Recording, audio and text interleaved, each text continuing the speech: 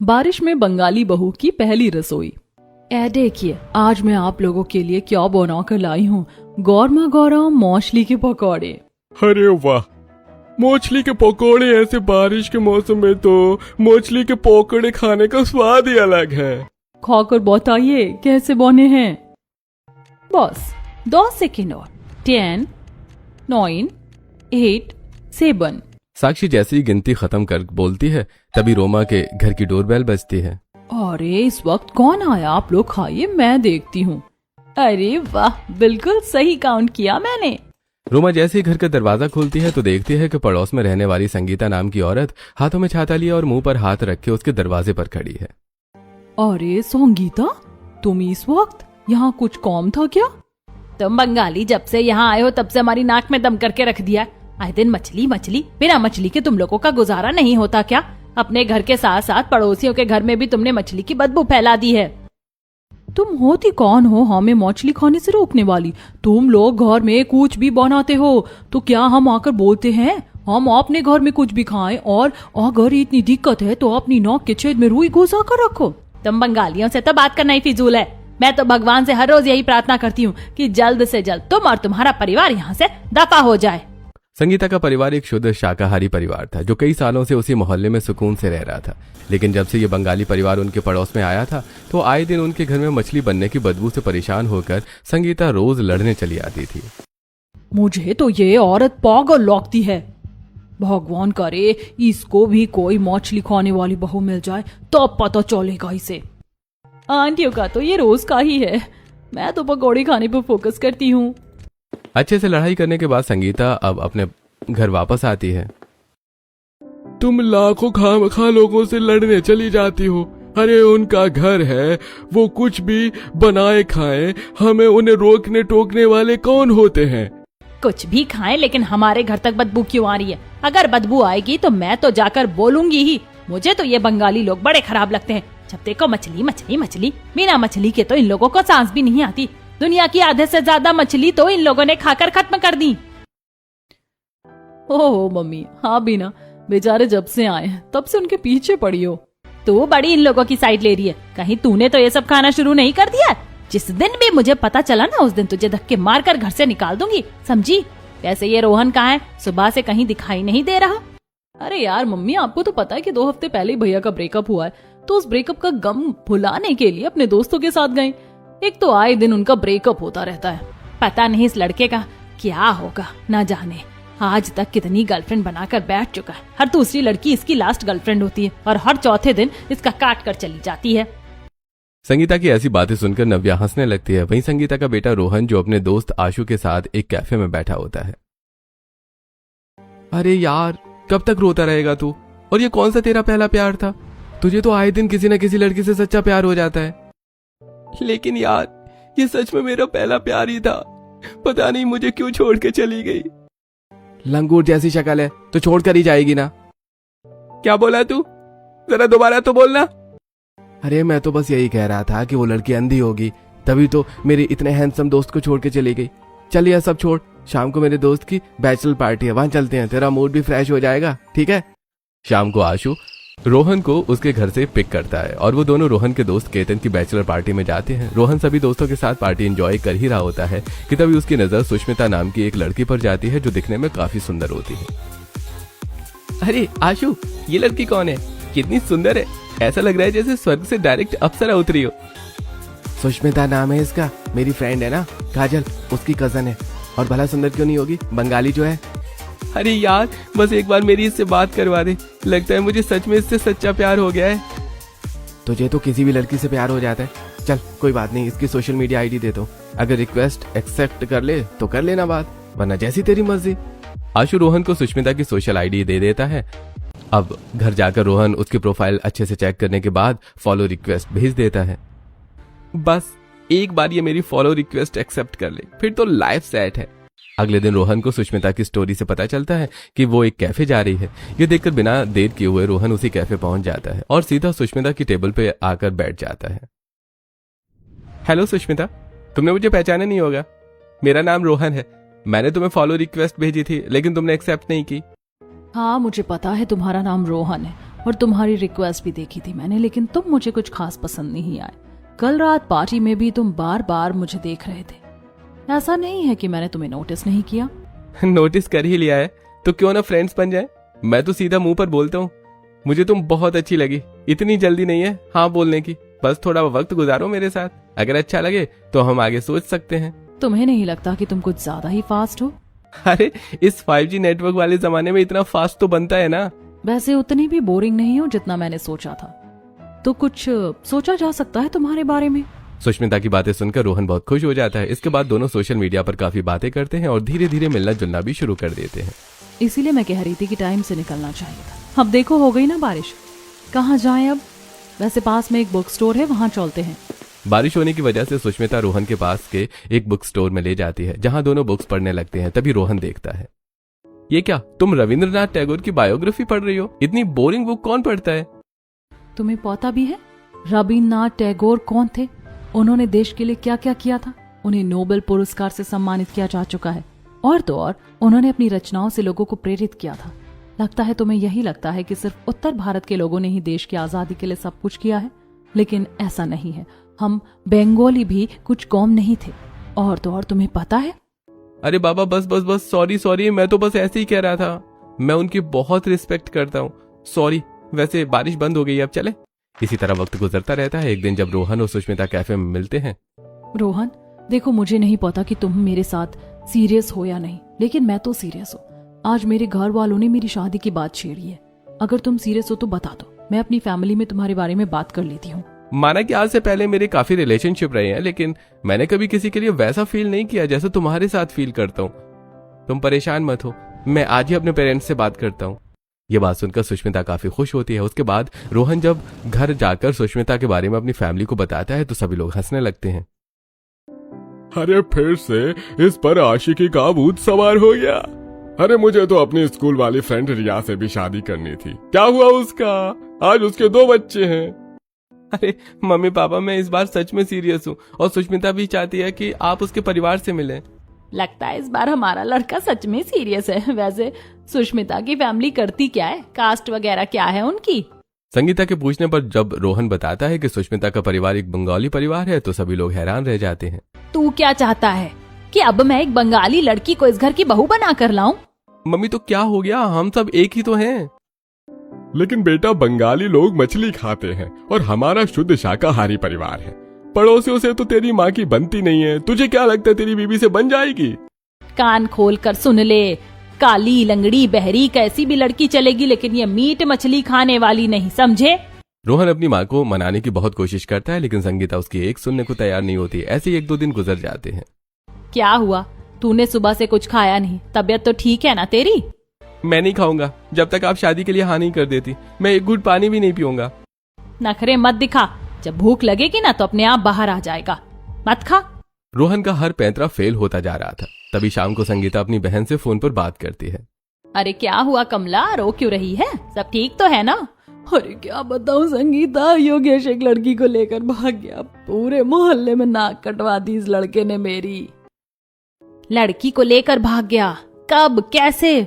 सुबह ही भागा। Police complain की है मैंने, लेकिन अब पुलिस भी क्या कर लेगी। लव मैरिज करनी थी इसे, मना किया तो लड़की को लेकर भाग गया। अब लड़की के घर वाले आकर हमें परेशान कर रहे हैं। कमला की ऐसी बातें सुनकर संगीता काफी परेशान हो जाती है और कॉल कट कर देती है। कमला के तो 2 बेटे हैं, एक भाग भी गया तो एक तो है, लेकिन मेरा तो इकलौता ही बेटा है। अगर मैंने इसकी शादी के लिए हाँ नहीं किया और ये भी भाग गया तो हमारे बुढ़ापे का सहारा कौन बनेगा?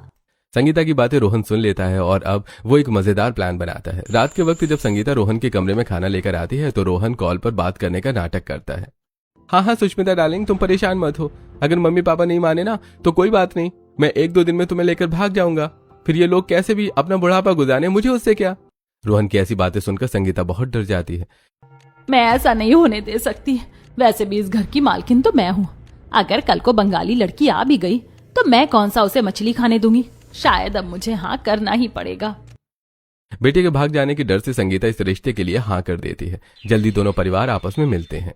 संगीता बहन, आपसे मिलकर तो मुझे बड़ा अच्छा लगा। आपको देखकर लगता है कि मेरी बेटी आपके घर में बहुत खुश रहेगी। वैसे आप लोग तो बंगाली है ना, फिर आप लोग इस शहर में क्या कर रहे हैं? मेरा मतलब बंगाली लोग तो वेस्ट बंगाल, कोलकाता, इन्हीं सब जगहों पर रहते हैं ना। आंटी, जब पापा की जॉब लगी थी ना तो वो दिल्ली आ गए थे, तब से हमारा परिवार यहीं है। हम भले ही यहाँ रह रहे हैं लेकिन हमारा दिल, हमारी जॉन सब कोलकाता में ही बसती है।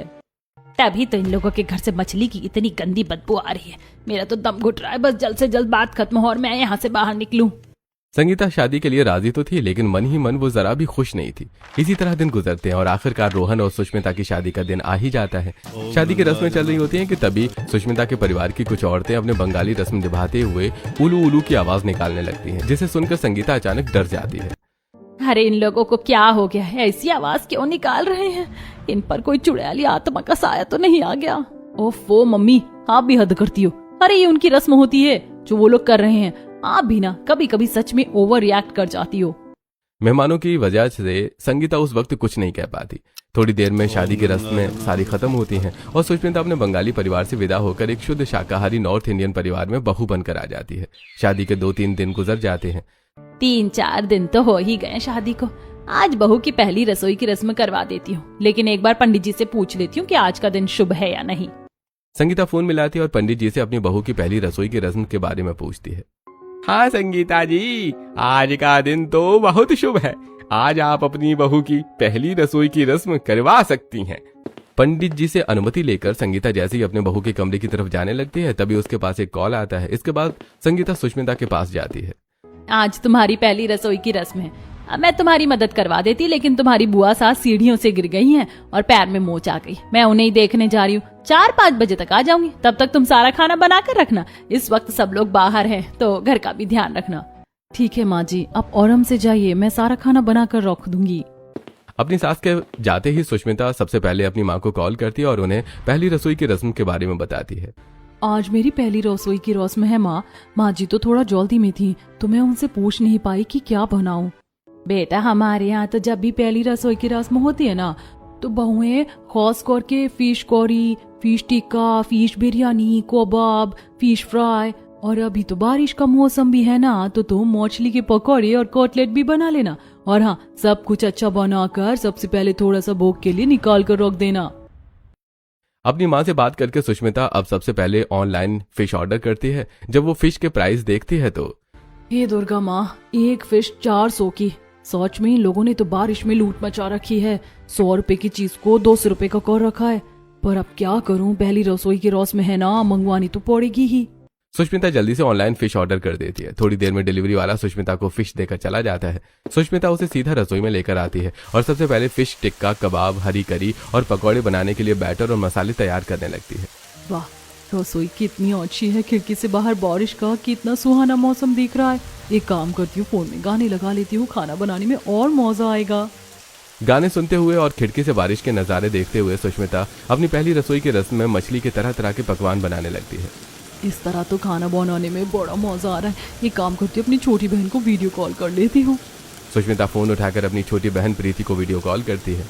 प्रीति, आज मैं अपनी पहली रसोई की रस्म में कितनी तरह की मछली के पकवान बना रही हूँ और बाहर का मौसम भी कितना बढ़िया हो रहा है।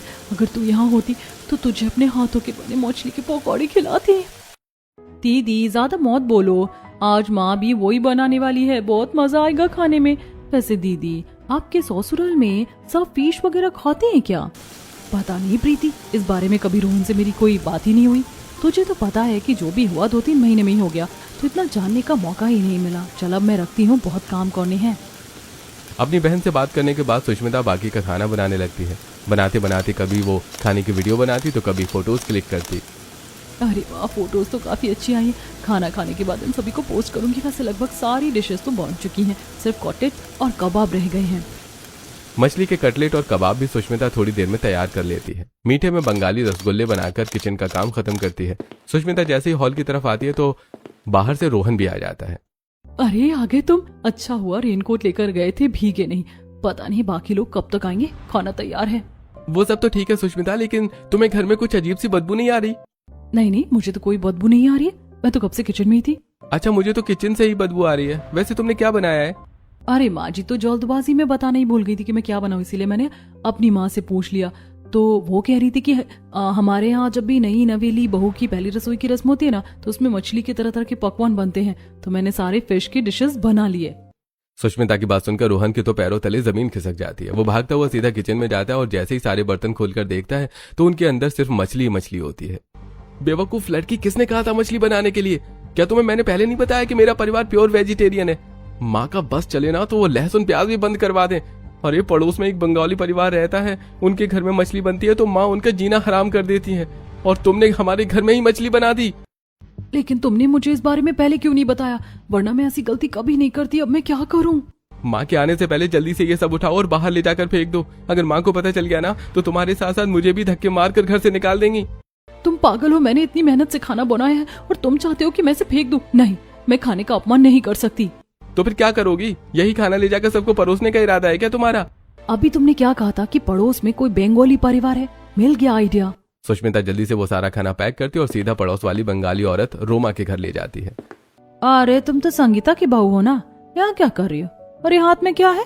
रोमा के पूछने पर सुष्मिता उसे सारी बात सच सच बता देती है, जिसे सुनकर तुम्हारी सास है ही ऐसी, हमारे यहाँ रहना मुश्किल कर दिया है उसने। तुम तो उसकी बहू हो, तुम्हारा क्या हाल करेगी? लाओ इसे यहाँ रख दो और जल्दी से घर जाकर किचन साफ कर देना और बर्तन भी रगड़ रगड़ कर धो देना। तुम्हारी सास की नाक किसी कुत्ते की नाक से कम नहीं है, सूंघते ही पहचान लेगी। तुम्हारी सास तो शाम तक ही आएगी ना, मैं थोड़ी देर में बर्तन दे जाऊंगी। रोमा को जल्दी से खाना पकड़ा कर सुष्मिता घर आती है और अच्छे से सारे बर्तनों को धोकर किचन में रूम फ्रेशनर स्प्रे कर देती है। तभी संगीता का रोहन को कॉल आता है। अरे रोहन बेटा, रास्ते में काफी पानी भरा है तो कोई भी रिक्शा जाने को तैयार नहीं है। मैं वापस आ रही हूँ, अगले संडे जाऊंगी अब्बुआ से मिलने। संगीता कुछ ही देर में घर पहुंचने वाली थी, जिससे रोहन काफी परेशान हो जाता है। आधे घंटे से भी कम समय में माँ घर आ जाएगी, उससे पहले अब खाना कैसे तैयार होगा? तुम खुद भी टेंशन ले रहे हो और मुझे भी दे रहे हो। मैं कुछ ना कुछ जुगाड़ तो कर ही लूंगी।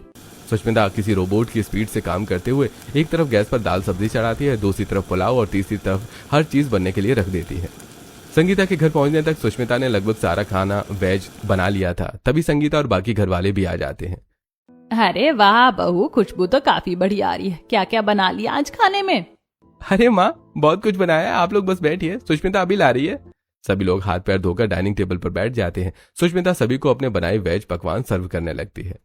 अरे वाह भाभी, आपने पकौड़े भी बनाए हैं। ऐसी बारिश के मौसम में गर्मा गर्म पकौड़े मिल जाएं तो क्या ही चाहिए। सब कुछ तो काफी बढ़िया दिख रहा है। मुझे तो डर था कि तुम कहीं मछली ना बना लो। मैं तुम्हें बोलकर जाना जो भूल गई थी, लेकिन नहीं, मेरी बहू तो समझदार है, पहले से ही सब जानती है। सभी लोग खाना खाने लगते हैं कि तभी रोमा, जिसे लग रहा था कि संगीता शाम तक ही घर आएगी, सुष्मिता के दिए हुए सारे खाली बर्तन लेकर सीधे घर के अंदर आ जाती है। सुष्मिता, तुमने सभी चीजें काफी बढ़िया बनाई थी, खास करके वो फिश कटलेट। बोलते हुए आते ही रोमा की नजर जैसे ही सुष्मिता के ससुराल वालों पर पड़ती है तो वो एकदम से सन्न रह जाती है। क्या कहा तुमने? Fish cutlet? बहू, तुमने घर में मछली बनाई थी? मैं भला घर में मछली क्यों बनाऊंगी? अगर बनाती तो वो यहाँ होती ना। सुष्मिता अपने बात को छुपाने की काफी कोशिश करती है, लेकिन सुष्मिता के लड़खड़ाते शब्दों से संगीता सब समझ जाती है। इसीलिए मैं इस बंगालन को बहू बनाकर नहीं लाना चाहती थी। खुद तो अशुद्ध थी ही, हमारे घर को भी अशुद्ध कर दिया। ये भगवान, जिन बर्तनों में मछली बनी थी उन्हीं बर्तनों का बना हुआ खाना खा लिया हमने। अब क्या करें? हमारे सारे पुण्य 2 मिनट में खत्म हो गए। रोहन शर्मा, ना बहू को तो नहीं पता था, लेकिन तूने कुछ नहीं बताया। इसमें रोहन की कोई गलती नहीं है। हड़बड़ी के चक्कर में मैं ये बात पूछना भूल गई थी कि क्या बनाना है, और जब मैंने अपनी माँ से पूछा तो उन्होंने कहा कि हमारे यहाँ की रस्म में ये सब बनता है। लेकिन कुछ ही देर में रोहन घर आ गए थे और जब उन्होंने मुझे सच बताया तो मैंने ये सारा खाना ले जाकर रोमा आंटी के घर पर दे दिया और फिर अच्छे से किचन साफ करके बर्तन धोकर आप लोगों के लिए वेज खाना बनाया। संगीता, तुम्हारी बहू बिल्कुल ठीक कह रही है। उसका बनाया हुआ सारा मछली वाला खाना हमने ही खाया है। जब बंगाली मिलोगे तो एक दूसरे का तो साथ दोगी ही। हे भगवान, मैं क्या करूं, कुछ समझ नहीं आ रहा। मेरी माँ, बस कीजिए। जब भाभी कह रही हैं कि उन्होंने सब साफ कर दिया था तो फिर क्यों इतना ओवर रिएक्ट कर रही हो? संगीता को इस पर और ज्यादा गुस्सा आता है कि वो टेबल पर रखा हुआ सारा खाना नीचे गिराकर सीधे कमरे में चली जाती है और ये देख बेचारी सुष्मिता खड़ी खड़ी रोने लगती है। सुष्मिता, मुझे माफ कर देना।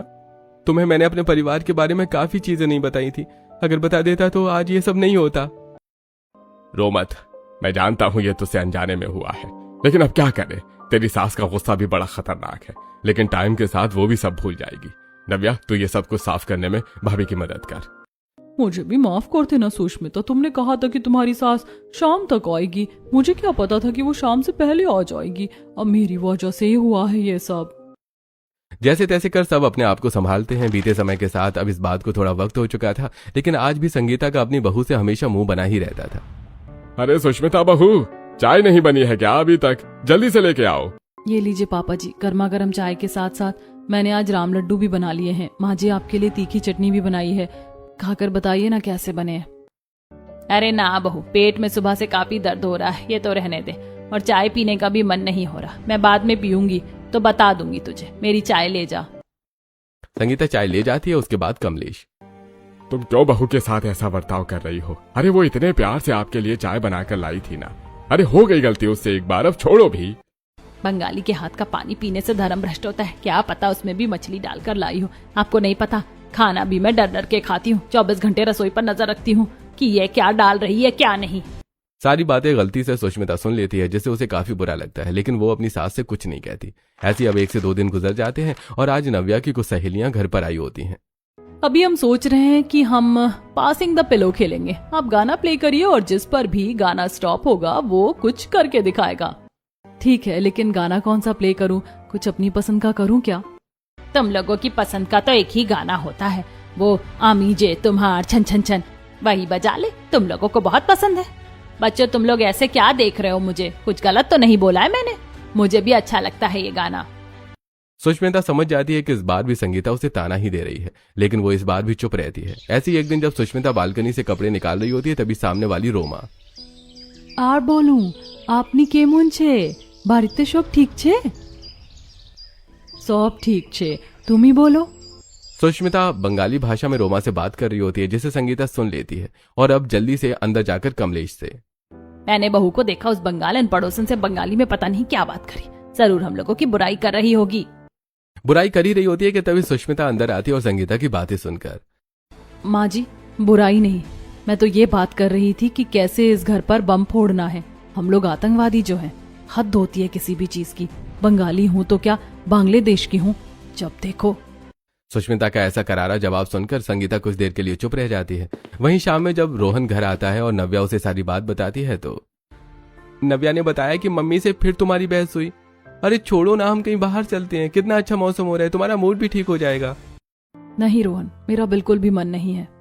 प्लीज बेबी चलो ना, चलते हैं।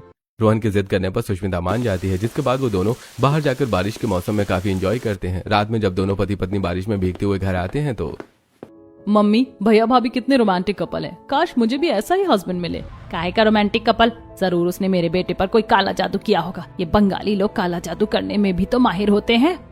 इसी तरह कुछ दिन गुजर जाते हैं और आज पूरा परिवार साथ में मूवी देखने के लिए गया होता है। तभी थिएटर में राष्ट्रगान बजता है, जिसका सम्मान करते हुए सभी लोग खड़े हो जाते हैं। तभी संगीता की नजर कुछ गैंगस्टर्स पर पड़ती है जो राष्ट्रगान पर भी बैठे होते हैं, और जैसे ही राष्ट्रगान पूरा होता है, तुम लोगों को शर्म नहीं आती? अपने देश के राष्ट्रगान पर खड़े होने पर पैसे लगते हैं क्या? पता नहीं आजकल के नौजवानों को क्या हो गया है। संगीता उन लोगों को काफी सुनाती है और अब मूवी खत्म होने के बाद जैसे ही वो लोग थिएटर से बाहर निकलते हैं, माँ जी, राष्ट्रगान पर ना खड़े होने पर आपने उन लोगों को इतना सुना दिया, लेकिन आपको पता भी है राष्ट्रगान लिखा किसने था? जितना मुझे याद है रविंद्रनाथ टैगोर ने लिखा था ना राष्ट्रगान भाभी। हाँ, और आपको ये पता है कि ये कौन थे, कहाँ के थे? ये बंगाली थे, जिन्होंने अपनी रचनाओं से लोगों को देश की आजादी के लिए जागरूक होने पर मजबूर किया था। इन्होंने ही देश का राष्ट्रगान लिखा था। उनके लिखे हुए राष्ट्रगान की तो आपको काफी रिस्पेक्ट है, लेकिन इनके जैसे बंगालियों की बिल्कुल रिस्पेक्ट नहीं है आपके दिल में। इस बात का संगीता के पास कोई जवाब नहीं होता। तो वहीं उसी रात जब सुष्मिता खाने में भरवा करेला खा रही होती है तो करेले को देख मुझे तो फिश फ्राई याद आ गई। पता नहीं कब मछली खाने को मिलेगी। सास की वजह से सुष्मिता ने बिल्कुल ही मछली खाना छोड़ दिया था। इसी तरह एक दिन सुष्मिता जब घर का कुछ सामान लेकर लौट रही थी, तभी रास्ते में बारिश शुरू हो जाती है, जिसे बचते हुए वो एक दुकान के बाहर खड़ी होती है। उसके आसपास ही काफी सारी फिश की दुकानें होती हैं। बारिश ना होती ना तो मैं तो यहाँ 1 मिनट खड़ी नहीं हो पाती। कितनी गंदी बदबू आ रही है, ऊपर से कोई ऑटो वाला भी नहीं आ रहा है। जहाँ संगीता को मछली की बदबू परेशान कर रही थी, वहीं सुष्मिता की नजर मछली पर पड़ी थी कि तभी मुझे खा लो, मैं तुम्हारे मुंह में जाने के लिए बेताब हूँ, आओ। ऐसा लग रहा है कि मछली मुझसे ही बात कर रही है। सुष्मिता को आए दिन मछली खाने का मन हो रहा था, तो वहीं ऐसे ही एक दिन। हे भगवान, ये तुम लोगों को क्या हो गया है? तुम लोग मछली कैसे खा सकते हो? दाल चावल मुंह से खाते हैं ना, ठीक उसी तरह मछली भी मुंह से खाते हैं। आइए माँ जी, आप भी खाकर देखिए। बहुत बढ़िया मछली बनाई है भाभी ने, एक बार खाकर तो देखिए ना। मैं मछली नहीं खाऊंगी, मैं अपना धर्म भ्रष्ट नहीं करूंगी। संगीता जैसी वहां से जाने लगती है कि सभी लोग उसके हाथ पर पकड़ लेते हैं और जबरदस्ती सुष्मिता उसे मछली खिलाती है कि तभी अचानक संगीता की आंख खुलती है। वो देखती है कि ये सब एक सपना था। ये भगवान, अच्छा हुआ ये सपना था, अगर सच होता तो पता नहीं क्या ही हो जाता फिर। इसी तरह समय गुजरता है और आज सुष्मिता से मिलने के लिए उसके माँ बाप आए होते हैं। भाई साहब, मैं तो आज आपको ही कॉल करने वाला था। कैसे आना हुआ? वैसे बेटी की याद आ रही होगी ना? आ तो रही थी, लेकिन एक और खास मकसद है आने का। हमारे यहाँ एक रस्म है, जिस भी नई नवेली शादी के जोड़े को 1 महीना हो जाता है, वो हमारे कोलकाता के दुर्गा माता के मंदिर में जाकर आशीर्वाद लेता है। अगर आप अनुमति दें तो हम सब एक बार माँ के दर्शन के लिए चलते हैं। अरे हाँ हाँ भाई साहब, क्यों नहीं। वैसे भी इतने सालों से हम कहीं बाहर नहीं गए, इसी बहाने थोड़ा घूम भी आएंगे। अगले हफ्ते ही पूरा परिवार एक साथ कोलकाता जाता है, जहां रोहन और सुष्मिता कोलकाता की प्रसिद्ध दुर्गा माता के मंदिर में आशीर्वाद लेते हैं। तभी संगीता देखती है कि उनके यहाँ के मंदिरों की तरह माता रानी को प्रसाद नहीं बल्कि मछली का भोग चढ़ाया जा रहा था, जिसे देखकर संगीता को अपनी आंखों पर यकीन नहीं होता। ये सब क्या है? भगवान को मछली का भोग कैसे चढ़ा सकते हैं? यही तो यहाँ की परंपरा है संगीता जी। हर जगह भक्त अपने भगवानों को अलग अलग तरीका भोग चढ़ाते, या तो फिर भी मछली का भोग चढ़ा रहे, वरना कुछ मंदिरों में तो मटन मीट, यहाँ तक कि शराब भी चढ़ाई जाती है। सबकी अपनी अलग अलग मान्यता है। कोलकाता के रिचुअल्स, रहन सहन और लोगों को देख संगीता को काफी कुछ नया जानने को मिला था और अब वो कुछ दिनों में वापस कोलकाता से आ जाते हैं और आज प्रीति अपनी बहन सुष्मिता से मिलने के लिए घर आती है। आपकी सास तो आपको बिल्कुल भी मछली खाने के लिए नहीं देती होंगी ना? कोलकाता में भी आपने एक बार भी मछली नहीं खाई, आपका मन नहीं करता क्या? पगली, ऐसा नहीं है। मेरी सास मुझे क्यों मना करेंगी? वो खुद नहीं खाती, लेकिन मुझे कहती हैं कि मैं खा लिया करूं। वो तो बस अब मुझे ही अच्छा नहीं लगता, इसीलिए नहीं खाती। मछली तो आपकी फेवरेट थी ना? हाँ बाबा, फेवरेट थी, लेकिन समय के साथ चीजें चेंज होती रहती है, तू भी ना। वो अपनी सगी बहन को भी अपनी सास की हरकतों के बारे में पता चलने नहीं देती, तो वहीं संगीता जो कमरे के बाहर खड़ी होकर ये सब सुन रही थी, उसे आज थोड़ा बुरा लगता है। इसी तरह 1 से 2 दिन गुजर जाते हैं और आज पड़ोस में रहने वाली अनीता नाम की औरत, कोई मेरे घर के बाहर ये नींबू और सिंदूर रख गया, जरूर इस संगीता की बहू का ये हाथ होगा। वैसे भी बंगाली है, बंगाली लोग काला जादू करने में माहिर होते हैं। वो चिल्ला चिल्ला कर सुष्मिता के बारे में बोली जा रही थी, जिसे सुनकर अब संगीता से रहा नहीं जाता और वो सीधा नीचे आती है। इस पूरे मोहल्ले में मेरी बहू ही है क्या जो ये सब करेगी? खबरदार, जो मेरी बहू के बारे में कुछ उल्टा सीधा कहा तो। मैं जानती हूँ मेरी बहू ने ऐसा कुछ नहीं किया, लेकिन अगर फालतू बोलेगी ना तो जेल भिजवा दूंगी, समझी? संगीता की ऐसी बातें सुनकर अनीता चुप हो जाती है, तो वहीं आज सुष्मिता को भी काफी ज्यादा हैरानी होती है। ऐसे 1 से 2 दिन और गुजरते हैं और आज रोमा सुष्मिता को अपने घर बुलाती है। बुलाया आपने? कुछ काम था क्या? तेरी सास ये मछली दे गई थी, कह रही थी कि मैं बनाकर तुझे खिला दूं। अब बता, चावल के साथ खोएगी या रोटी के साथ? मेरी सास मछली दे गई थी? नहीं, आपको कोई गलतफहमी हुई है। बोला, मैं क्यों झूठ बोलूंगी? मुंह पर कपड़ा बांधकर, हाथों में ग्लव्स पहनकर चुपके से पकड़ा गई थी। थोड़ा अजीब तो लगा मुझे, लेकिन अब क्या बात है, क्या नहीं, वो तो तेरी सास ही जाने।